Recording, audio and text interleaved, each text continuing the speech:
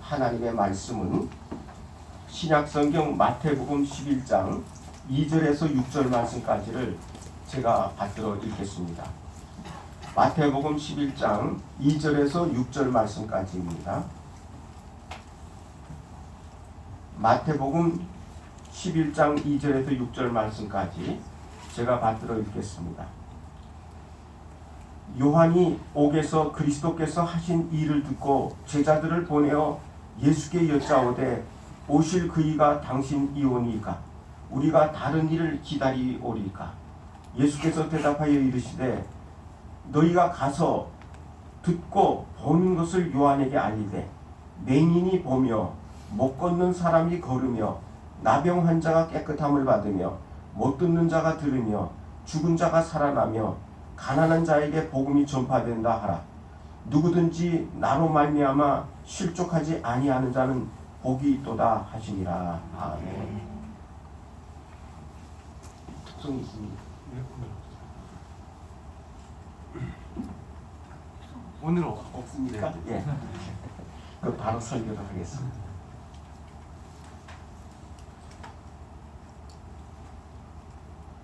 우리가 이 실족이 오늘 설교의 주된 주제일 겁니다. 실족이라고 하는 것은 여러 가지로 이제 우리가 표현할 수 있습니다만, 발을 잘못 디디는 거, 발을 잘못 디디면 뭔가 걸려서 넘어지게 되죠. 우리의 신앙도 실족할 때가 있습니다. 보통 우리 건강한 사람들은 발에 신경을 쓰지 않습니다. 그냥 앞만 보고 이제 걸어가죠. 제 처가 저보고 왜 자꾸 고개를 이렇게 맞듯이 듣지 않고 자꾸 이렇게 고개를 땅을 보면서 가느냐. 그건 건강한 사람이 잘 이해를 못합니다. 왜냐하면은 이 뭔가 돌뿌리 같은 게 있으면 걸려서 넘어지게 되거든요. 그래서 저는 땅을 가끔 이제 신경을 쓰게 되는데, 건강한 사람들은 그런 것 신경 쓸 필요가 없습니다. 그냥 앞만 보고 당당하게 걸어가면 되죠.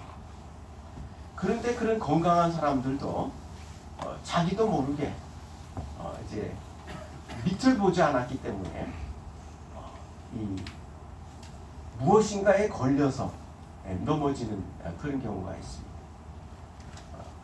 저희 동기였던 한 목사님이라고 제가 표현하는 건 지금 하늘나라 가셨기 때문에 지금 하늘나라에 계시는데, 한 번은 죽을 뻔했다는 거예요. 동기들 모임에서. 무슨 소리냐 했더니 하는 얘기가, 집사님한테서 문자가 왔더래요.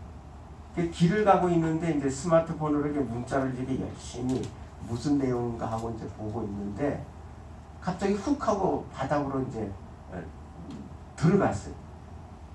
무슨 얘기냐면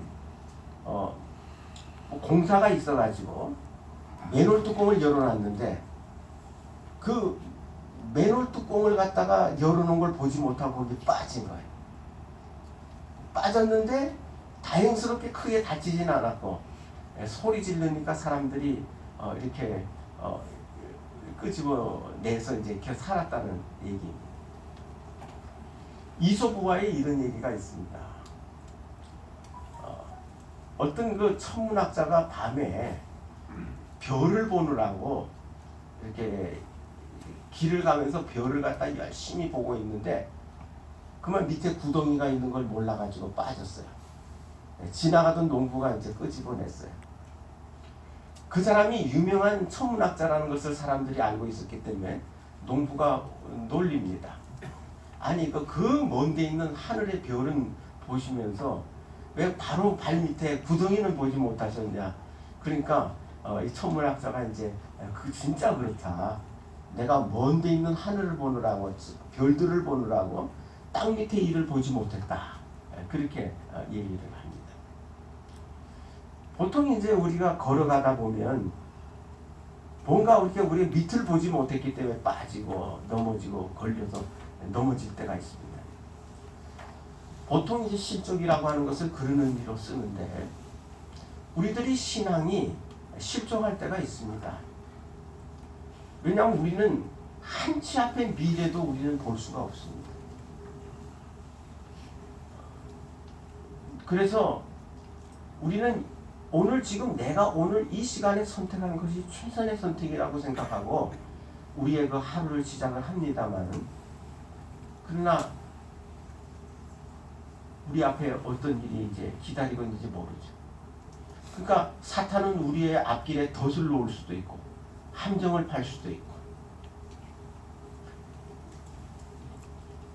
근데 우리가 이게 실족하지 않고 우리가 하루하루를 사는 건 왜 어떻게 사느냐 하면 그냥 하나님께서 이제 보호해 주시기 때문에.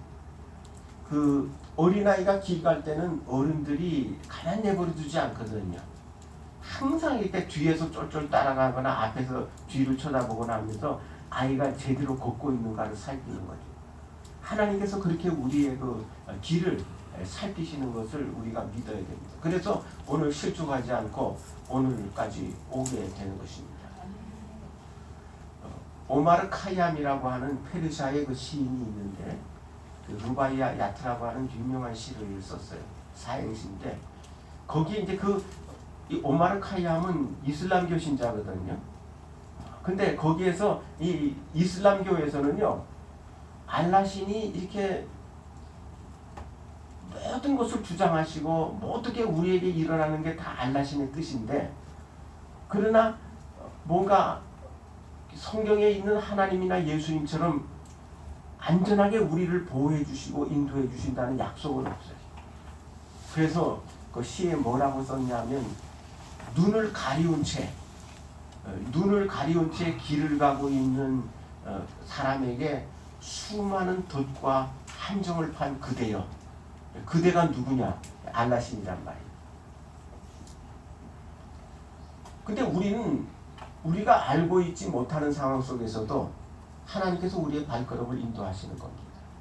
혹시나 실족을 하더라도 하나님께서 우리를 실족을 했으나 다치지 않게, 실족을 했으나 넘어지지 않게, 또 넘어지고 다친다 그러더라도 일단 거기서 나와가지고 다시 삶을 시작할 수 있게 우리를 지켜주시고 인도해 주시는 것입니다. 세례 요한은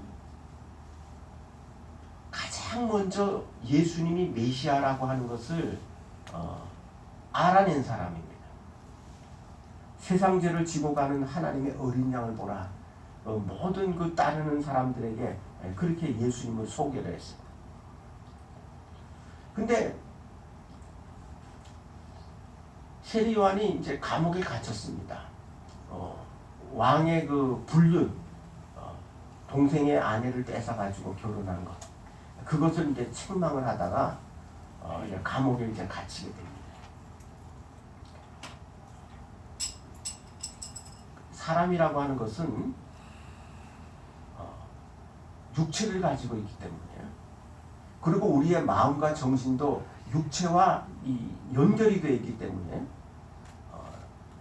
이 감옥에 갇히면 아무래도 이게 세례 요한도 인간이기 때문에 불안하고 또 여러 가지로 낙심되는 일이 생기게 되는 겁니다. 세례 요한이 성령 충만했지만은 또 인간적으로 연약한 부분들이 있었어요. 우리가 아는 다산 정약용이라고 하는 그 분이 계신데 그분의 호가 다산이거든요. 우리가 마시는 녹차, 차를 얘기합니다. 그가 차를 언제부터 마시게 됐냐 하면은 이제 귀향을 가가지고 유배를 가가지고 유배 생활을 하면서 초이선사라고 하는 그 사람을 만나가지고 차를 이제 배우게 되는 거예요. 그 왜 차를 갖다가 마시게 됐냐면 이 다산 이 정약용 선생님은 이제 유배를 오게 되면 모든 선비들이나 그 양반들이 불안해지기 시작을 합니다. 유배 오면 하루하루 사는 게 불안해. 왜 불안하냐? 여러 가지 불안이 있지만 그 중에 하나가 뭐냐면 언제 금부도사가 사약을 들고 내려올지 모른다는 거죠. 흔히 그 양반들을 죽이는 방법 가운데 하나는 먼저 유배를 보내놓고 그 다음에 사약을 보내는 일이 비일비재했기 때문에 하루하루가 이제 불안한 겁니다. 근데 이 정약용 이분은 일설에 의하면 뭐 신앙이 있었다, 뭐 천주교 신자였다는 얘기도 합니다만은 왜 정확한 건 뭐냐면 어쨌든 그런 상황 속에서 불안한데 마음이 불안한데 그걸 무엇으로 이렇게 극복을 했냐면 차를 마셔서 극복을 하고 그래서 차에 대해서 굉장히 많은 그 식견도 가지고 있고 차의 효능에 대해서 많이 이제 알고 있었습니다. 그 불안한 마음과 불안한 그런 의식들을 차를 마시면서 그 옛날 사람들은 흔히 그 녹차를 갖다가 약으로 많이 기본적인 약으로 썼어요. 그 약으로 썼는데 어떻게 약으로 썼냐면 그 녹차에다 꿀을 탑니다. 그래서 이제 약으로 이제 주로 썼는데 그 정약용 선생님은 사실은 굉장히 의지도 있고 그가 쓴 글을 보면은 정신세계가 굉장히 건강한 사람임에도 불구하고 그 불안한 유배 생활을 차로 극복을 합니다. 정신적인 그 문제들을 차로 극복했던 것을 우리가 알 수가 있는데 우리들이 어쨌든 간에 감옥에 갇힌다는 거 유배 갔다고 하는 것은 계속해서 마음의 불안을 가져오게 되는 일입니다. 세례 요한은요 예수님이 오신다는 것도 알고 있고 예수님께서 이 세상에 오셔가지고 구세주로 오신다는 것도 알고 있어요. 근데 세례 요한은 우리 믿음도 성격대로 믿어요. 우린 가지고 있는 성격 때문에 어느 부분의 신앙의 어느 부분에 더 많은 관심과 마음을 이렇게 쓰게 되는데 세례 요한의 특별한 관심은 뭐냐면 심판에 있었던 것입니다. 예수님이 오시면 이 세상을 심판할 것이다. 알곡은 곡간에 들이고 죽정이는 태워서 심판을 하실 것이다. 이것이 이제 세례 요한의 중심적인 메시지였습니다. 예수님이 오셨으니까 이제 심판이 이루어질 것이라고 생각을 한 거예요. 그 심판은 많은 유대인들이나 세례 요한이 기대했던 것은 로마 제국을 심판하고 그 다음에 그 정치가들, 기득권자들을 심판할 것이라고 그런 기대를 가지고 있었습니다. 그런데 예수님은 오셔서 심판할 생각을 안 하시는 거예요. 계속해서 사람들에게 말씀을 전하고 병을 고치고 그 다음에 계속해서 복음을 전하고 계속 그 일만 하시는 거예요. 세례 요한은 감옥에 갇혀있기 때문에 빨리 예수님이 심판해 주시기를 기대하는 거예요.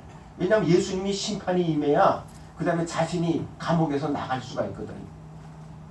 근데 예수님은 계속해서 이제 병자를 고치시고 말씀을 전하시고 복음을 전하시는 일만 계속하고 있으니까 세례 요한이 제자들을 보내서 이제 물어보는 겁니다. 당신이 진정한 메시아입니까? 아니면 우리가 다른 분을 기다려야 됩니까? 그때 예수님께서 이제 그 질문에 대답하신 질문이 우리가 4절 이하에 나옵니다. 예수께서 대답하여 이르시되 너희가 가서 듣고 보는 것을 요한에게 알리되 맹인이 보며 못 걷는 사람이 걸으며 나병 자가 깨끗함을 받으며 못 듣는 자가 들으며 죽은 자가 살아나며 가난한 자에게 복음이 전파된다 하라. 이건 무슨 얘기입니까? 많은 그 당시에 장애자들이 있었어요. 그들이 다 고침을 받아서 건강해진다는 얘기입니다. 눈먼 사람들 현대의학으로도 일단 시력을 상실하면 그 시력을 회복할 길이 없는데 예수님께서는 못 보는 맹인들을 다 보게 하신단 말이에요. 눈을 뜨게 하신단 말이에요. 그리고 걷지 못하는 사람들이 많이 있었는데 그 사람들이 예수님의 은총으로 걷게 되고 나병 환자가 깨끗함을 받으며 못 듣는 자, 귀가 들리지 않는 사람들이 듣게 되고 죽은 자가 살아나고 예수님께서 세 사람을 살리셨거든요. 공생의 기간 동안에 야이로의 딸을 살리고 나인성의 과부의 아들을 살리고 무덤 속에 나흘이나 있었던 나사로를 살렸단 말이에요. 죽은 자가 살아나고 가난한 자에게 복음이 전파된다. 여기서 이 가난한 자라고 하는 것은 이 물질적으로 가난한 사람을 포함하지만은 하나님의 은혜와 하나님의 말씀에 간절함이 있는 가난한 사람. 그 말씀과 하나님의 은혜에 대해서 만족함이 없는 사람. 우리도 신앙생활 내가 이만했으면 됐어 이런 생각을 가지게 되면 그 신앙은 더 이상 안 자라거든요. 더 큰 은혜를 사모하고 더 말씀을 사모하고 우리의 믿음이 더 성숙해지기를 기다리는 그리고 계속 기도하는 그런 믿음이 있어야 우리 신앙이 자라는 것이거든요. 그런 자들에게 복음이 전파된다. 그것을 세례 요한에게 전하라. 그렇게 얘기를 합니다. 이제 예수님께서 오시면 이사야 선지자가 그런 예언을 했습니다. 메시아가 오시면 육체가 회복될 것이다. 메시아가 오시면 그리고 또 영적인 회복이 있을 것이다. 그렇게 예언을 했습니다. 그것을 이사야가 예언한 그대로 예수님께서는 예언 사역을 진행을 하고 계시는 것입니다. 심판은 그 다음이란 말이죠. 왜냐하면 복음을 전하면 복음을 받아들이는 사람이 있고 복음을 거절하는 사람이 있어요. 그것 자체가 심판이에요. 복음을 거절한 것 자체가 이미 심판이 되는 거예요. 그러니까 세례 요한이 생각했던 거창한 심판이 아니고 진짜 심판은 뭐냐면 복음이 전파되고 그 다음에 복음이 전파되는 것 그 자체가 심판이 이루어지는 것이죠. 복음을 받아들이는 사람은 구원을 받을 것이고 복음을 거절하는 사람들은 이제 멸망을 받을 것입니다. 그것을 세례 요한이 이해를 했어야 합니다.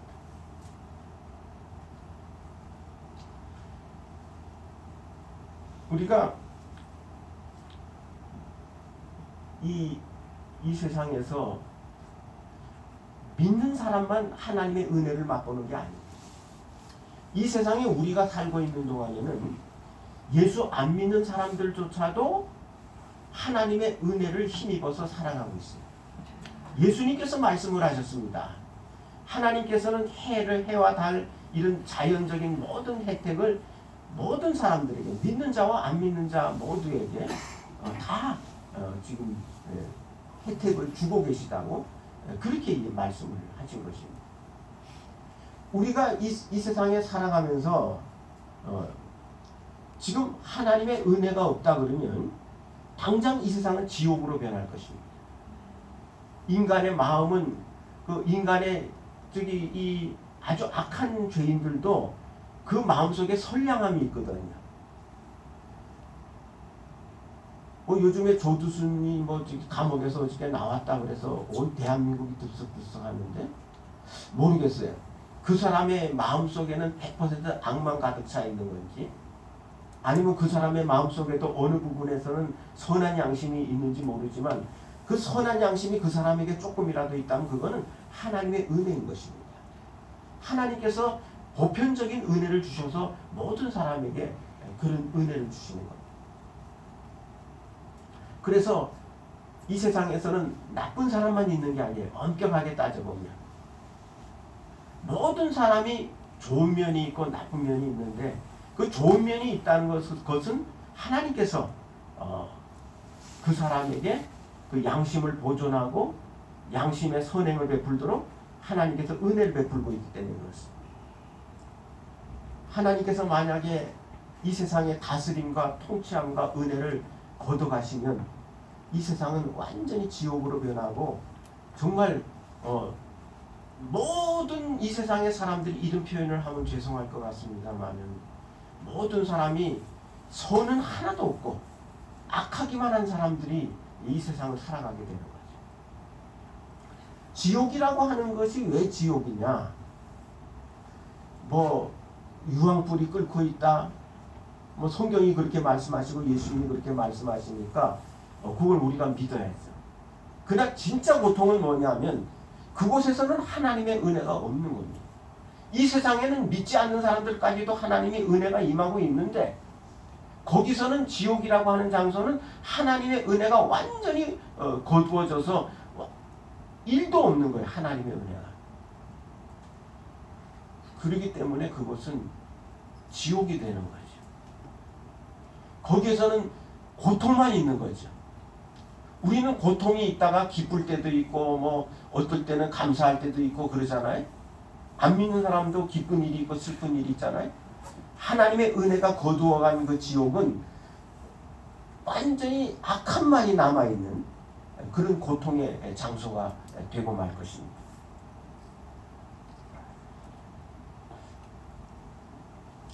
우리는 그래서 예수님은 심판부터 먼저 하지 않아요. 구원부터 먼저 하십니다. 우리를 구원하는 일부터 먼저 하죠. 그 구원하는 일을 하다 보면 심판은 자연스럽게 이루어진단 말이에요. 물론 이제 마지막 때 백보자 심판이 있습니다. 그 온 인류를 심판할 그 심판의 날이 온다고 하는 것은 저도 분명히 성경에 기록되어 있습니다만, 그러나 현실에서 오늘 살고 있는 현실에서 심판이 이루어지고 있고 천국과 지옥이 갈리고 있는 거죠. 지금도 지옥의 삶을 살고 있는 사람들이 얼마나 많이 있는지 모릅니다.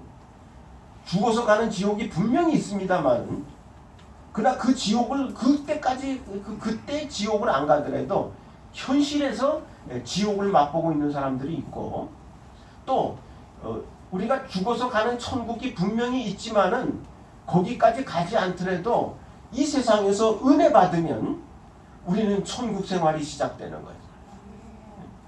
은혜 받으면 말이죠. 세상 부귀 영화가 부럽지 않고 얼마나 감사하고 기쁘고 천국 생활이 시작되는 거예요. 이 세상에서.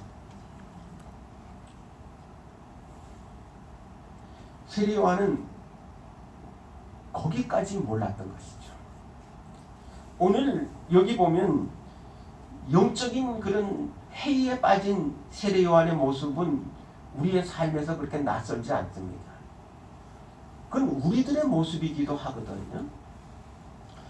예수 믿는 사람들, 예수 믿는데 기대들이 다 있어요. 우리들이. 예수 믿으면서 우리는 다 예수님께 기대가 있단 말이에요. 예수 안 믿는 사람들도 예수 믿는 사람에게, 그 다음에 교회에 기대가 있단 말이에요. 기대가 있는데 그 기대가 맞질 않으니까, 기대에 어긋나니까 그 다음에 이제 실족을 하게 되는 거예요. 세상 사람들의 실족이라는 게 뭐냐? 예수 믿는 사람을 욕하고 교회를 욕하는 게 그들의 실족인 것입니다. 모든 사람들이 기대를 가지고 있어요. 그 기대가 이루어지지 않으면 실족하는 거지. 저희들이 이제 요즘에는 그렇게 자주 못 모입니다만, 예전에 이제 목사들하고 사모하고 이제 같이 모이는 그 시간들이 작년에만 해도 꽤 많이 있었어요. 그럼 이제 얘기를 하다 보면 이런 얘기를 하게 됩니다.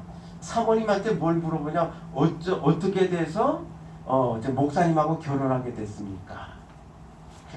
사모님들이 하시는 얘기들 많은 부분이 비슷한 게 있어요. 뭐냐면 교회에서 그때 전도사님이었을 때 신학생이었을 때 우리 목사님을 만났는데, 그때 저는 어떤 사모가 고백하는 거예요. 이 세상에서 믿음이 가장 좋은 사람으로 알았다는 거예요. 믿음이 제일 좋은 사람으로 알아서 내가 결혼했다는 거예요. 결혼하고 나니까 믿음이 제일 좋은 사람이 아니라 어떻게 보면은 그때 가졌던 평신도보다도 문제가 더 많은 경우들이 있더라 하면서 그때 눈에 콩깍불이 씌어서 한 번은 어떤 사모는 그럽니다. 내 눈을 찌르고 싶었다. 뭐 그렇게 얘기를 합니다. 이 세상에서 제일 믿음이 좋은 형제인 줄 알았다. 그건 무슨 얘기입니까? 그 형제가 그런 거예요? 안 그렇습니다. 사람이 사랑을 시작하게 되면요, 남녀 간의 사랑을 시작하면 자기 환상이 있습니다. 내가 사랑하는 저 남자는 이런 남자일 것이다. 이러이러한 남자일 것이다. 내가 사랑하는 저 자매는 이러이러한 자매일 것이다. 그리고 그 기대와 환상을 갖다가 심리학을 연구하는 교수님들의 표현에 의하면 그 환상과 기대를 그 사람에게 뒤집어 씌우는 거예요. 실제로 그 사람은 전혀 그런 사람이 아닌데 자기가 환상을 가지고 그 환상으로 그 사람을 뒤집어 씌워서 그 사람의 실체는 안 보고 자기가 보고 싶은 대로만 이렇게 본다는 거예요. 그게 기대죠. 그러고 나서 기대가 깨지면 그게 바로 실족하는 것입니다. 그런 의미에서 우리는 모두가 실족하게 되고 실족할 수가 있는 것입니다. 오늘 중요한 것은 예수님께서 세례 요한의 그 회의와 실망을 갖다가 책망하지 않으십니다. 얼핏 보면 뒤에 성경을 보게 되면 이 세례 요한을 책망하는 것처럼 우리가 들립니다. 그리고 여기 성경에 뭐라고 그랬냐면은 여자가 낳은 자 중에 세례 요한보다 큰 이가 일어남이 없도다. 그러나 천국에서는 극히 작은 자라도 요한보다 크다. 이 말을 가지고 이단들이나 어떻게 이상한 사람들은 세례 요한은 천국 못 갔다 그러는데 예수님께서는 그걸 말씀하신 게 아니에요. 세례 요한을 칭찬하시는 거예요, 여기서. 왜냐하면 그 뒤에 쭉 보면은 여러 가지 얘기가 나옵니다만은 이 세례 요한은 구약 시대를 마감한 사람입니다. 구약 시대를 마감을 한 사람이에요. 이게 구약의 사람이에요. 근데 그 구약의 사람으로서 어쨌든 이 세상에 태어난 사람보다 사람 중에 세례 요한보다 더 위대한 사람은 없다는 거예요. 가장 훌륭하고 위대한 사람이라는 거예요. 모든 선지자 중에 가장 위대한 선지자라는 거죠. 근데 이제 한마디를 더 하시는 거예요. 뭐냐면 천국에서는 아무리 작은 자라도 세례 요한보다 더 크다. 이 얘기는 뭐냐면 여기서 말하는 천국은 신약을 얘기하는 겁니다. 세례 요한이 가장 위대하지만은 그러나 신약 시대의 성도들은 아무리 작고 연약한 사람이라도 세례 요한보다 위대하다. 신약 성도들은 구약 성도들과는 비교할 수 없이 위대하다. 그러니까 이 신약 시대 천국에서는 구약의 아무리 위대한 사람도 신약 시대의 어린아이와 비교할 수가 없다. 그렇게 칭찬하시거든요. 그러니까 이건 칭찬입니다. 다만 세례 요한이 지금 잘못 알고 있는 것을 설명을 해주는 거죠. 내가 메시아라고 하는 것을 선언하는 거죠. 어째서 신약의 성도들은 구약의 성도들보다 위대합니까? 그건 우리가 구약의 성도들보다 더 잘나서가 아니에요. 더 뛰어나서가 아니에요. 구약의 성도들이 받은 은혜보다 더 큰 은혜를 받았기 때문에 우리는 구약의 성도들보다 더 위대한 겁니다. 기독교 신앙은 딴 거 없어요. 본인이 잘나고 무슨 똑똑하고 공부 잘하고 능력 있고 그게 중요한 거 아니에요. 은혜를 얼마나 더 많이 받았느냐가 결국 그 사람의 신앙생활을 결정짓는 거예요.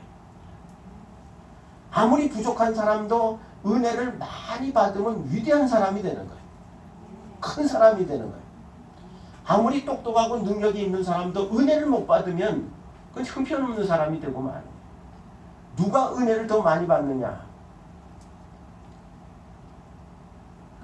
세례 요한이 받았던 은혜보다도 신약 성도들이 받았던 은혜가 더 크다고 하는 것을 예수님께서는 말씀하고 계시는 겁니다.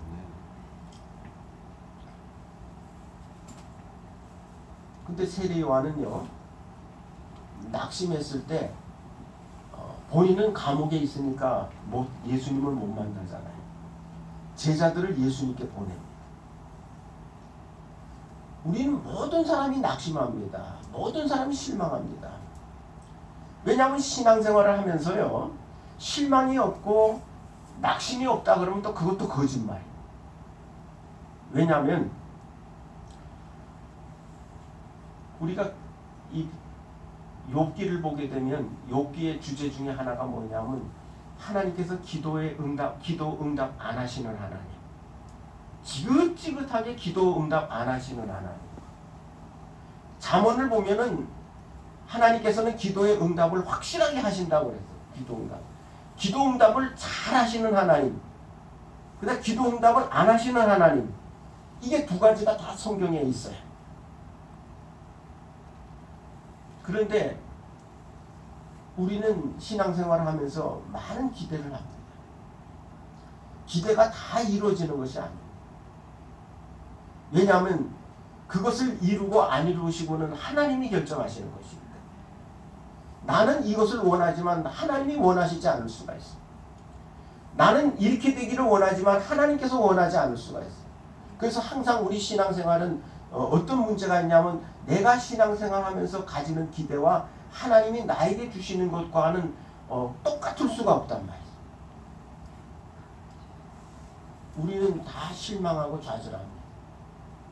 근데 세례요한은 뭐가 위대했느냐? 실망하고 좌절했을 때 예수님을 어쨌든 제자들을 통해서든지 간접적으로 예수님을 만나려고 했다는 거예요. 실망과 좌절을 가지고 예수님께 나오면 됩니다. 실망한 채로 나오면 됩니다. 낙심한 채로 나오면 됩니다.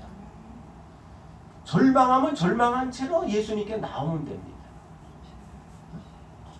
그냥 있는 그대로 예수님께 나오면 됩니다. 절대로 예수님이 책망하지 않습니다. 예수님이 약속하셨잖아요. 나에게로 오는 자는 결단코 내가 내어쫓지 않겠다고 약속을 하셨거든요. 우리의 뜻과 예수님의 뜻이 다르기 때문에 우리는 항상 좌절하고 실족하고 낭망하지만은 그러나 그럴 때마다 우리가 예수님께 나아가면 되는 거예요. 예수님께 나아가서 기도하세요. 절대로 예수님은 우리를 실망시키시는 일이 없을 것이다. 그러면서 실족지 않는 자가 복이 있다고 하셨어요. 예. 여기서 우리는 실족을 안 해야만 된다는 얘기가 아니에요. 나로 말미암아 실족하지 않는 자가 복이 있다. 이 얘기는 뭐냐면 예수님을 만나고도 실족하는 사람, 그런 사람이 되지 말라고 말씀합니다. 우리 모두가 현실에서 실족하지만은 그냥 그 실족한 그대로 예수님께 나가면 되는데 많은 사람이 예수님께 나가지 않고 자기 혼자 판단과 생각으로 실망하고 좌절하는 것, 아니면 예수님께 가서조차도 실족하는 사람들, 그런 사람들은 예수님께서 경계를 하시는 겁니다. 나로 말미암아 실족하지 아니하는 자는 복이 있다. 기도하시겠습니다. 하나님